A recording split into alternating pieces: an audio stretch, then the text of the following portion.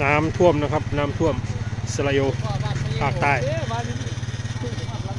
ภาคใต้นะครับน้ำท่วมนะครับถนนขาดครับผม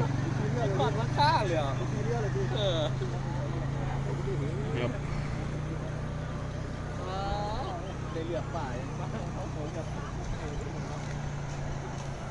นะครับน้ำอย่างแรงนะครับฝนตกหนักเมื่อคืนนะครับผมฝนตกหนักแรง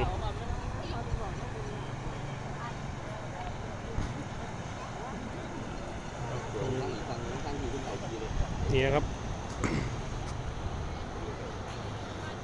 ถนนขาดนะครับถนนขาดนะครับ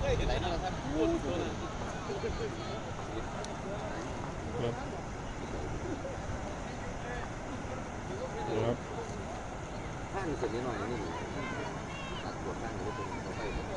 น้ำแรงครับฝนตกหนักว่าครับเมื่อคืนถนนขาดเลยนะครับภาคใต้นะครับอิสราเอลอินยาฮับครับผมนะครับน้ำนะครับสุดยอดนะครับเยอะมาก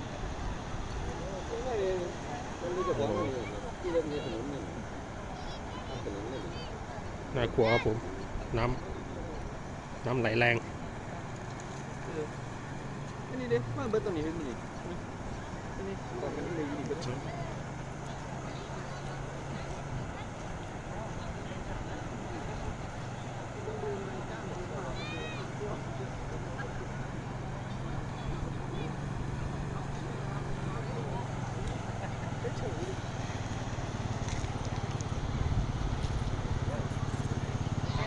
นะครับโอ้น้ำไหลครับ